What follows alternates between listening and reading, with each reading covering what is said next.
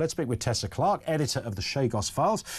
Tessa, we've spoken before, of course. This is another, the ups and downs of this story. Let's just first pick up on Donald Trump, because I think understandably it doesn't seem to do anything for the clarity of this story when the American president said initially that this was a good deal and almost endorsed it. In fact, I think the White House in their official statement was something on the lines of this is a great deal. Then, of course, Mr. Trump came out and said this is a terrible deal. And then he said, oh, no, actually, it's quite all right now. And now he says it's a terrible deal again. What's going on over there at the Oval Office?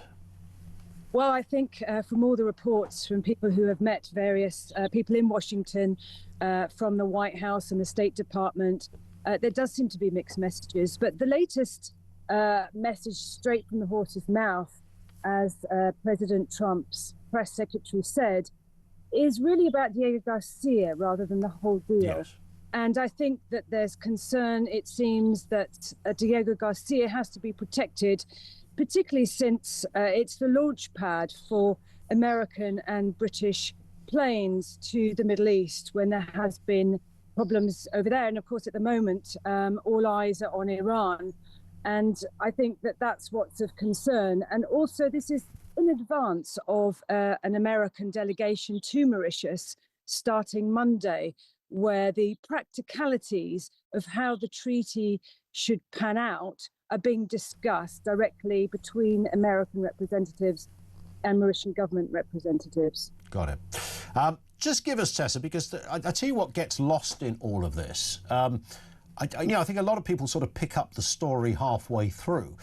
Fair to say, with respect, I think most people would never have heard of the Chagos Islands had it not been for this particular story. Can you give us a kind of, just a very brief dummy's guide to Chagos, please? Well, essentially, British government decided to give independence to Mauritius 60-odd years ago, and they decided to keep Diego Garcia and the Chagos Islands as a strategic base for America as well. And so they paid Mauritius some funds to announce that they would acknowledge that we were keeping the Chagos Islands. And symbolically, at least, if not legally, that kind of meant that Mauritius and the British government had acknowledged that the Chagos Islands were part of Mauritius back then, but had decided to separate Mauritius from the Chagos Islands. There is some controversy about that, of course. Fast forward to now, and in 2019, the International Court of Justice did give an advisory opinion that, in fact, Britain should not have sovereignty of the Chagos Islands. It should go to Mauritius because the independence deal hadn't been completed. And soon after, the United Nations General Assembly actually voted majority in favor of Mauritius, alongside India and all the countries in the African Union, and also Mauritius itself and the Seychelles. And now we have a situation where the government has signed a treaty with Mauritius, but it hasn't yet gone through Parliament. So the big question is, can all the different ways campaigners and opposition to this treaty deal, can they stop it in different ways?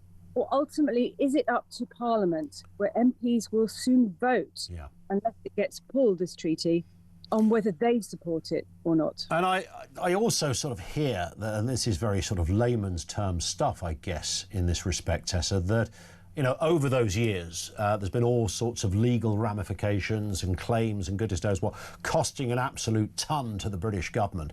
And there was a view inside Whitehall that, can we get rid of this thing, please? Because it's costing us a lot of money. Is that fair? Well, there is talk that their civil servants have been at war with each other behind the scenes. Over the years, I've actually spoken to former civil servants who have told me privately that they actually support the Mauritian cause, because I guess they believe that there is an anti-colonial argument that Britain should no longer have the Chagos Islands.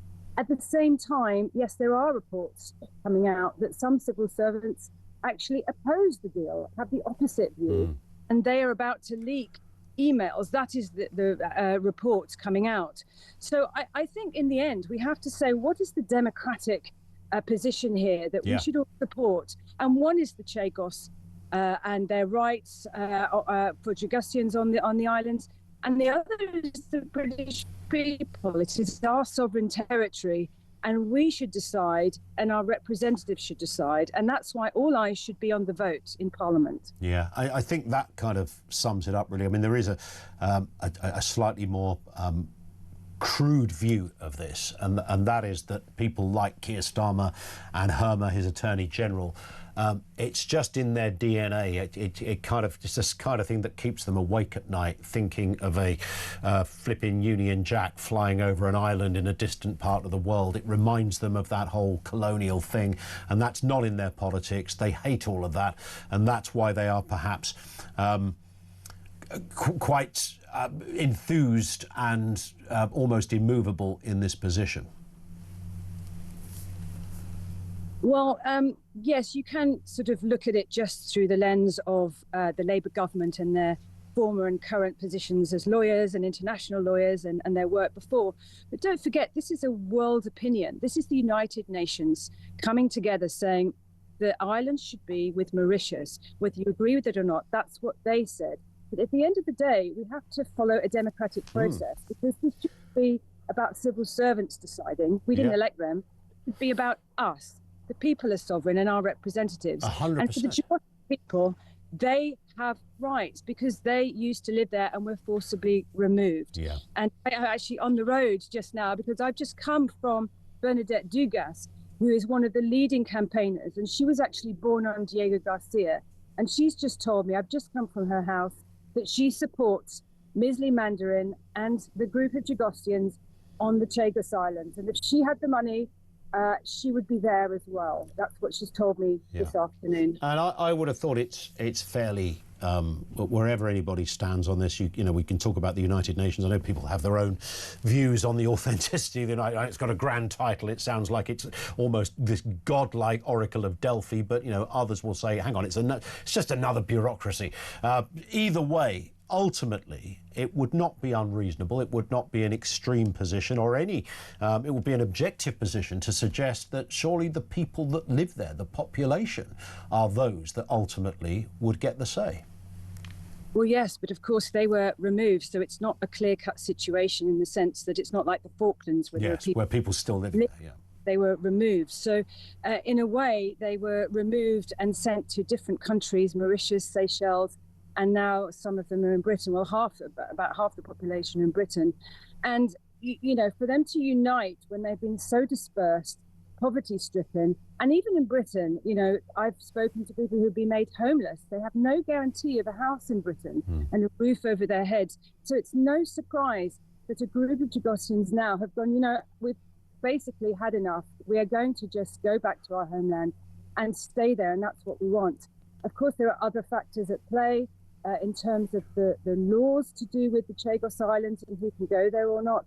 But the fact is, it has been an appalling situation and human suffering for Chagossians, many of whom were born there and are getting older. And every month you see on Facebook and their groups, Chagossians who have passed away. And it is incredibly sad. Tessa, very thorough stuff. Great to have you on. Thank you. Tessa Clarke, editor of the Chagos Files. Your thoughts on that? Is this just a pet project for Starmer and Herma and co, because they loathe the idea of any kind of colonial existence, the echoes of, the memories of? Is it all of that? Trump's position does change. He's not talking about all of the Chagos Islands, etc. I mean, it's tricky. And we can look at this, and I think many people, you know, it is another stick to beat Starmer with. There he goes again. Look, well, he's giving away our territory. It's arguably more complex than just that, although it is that as well.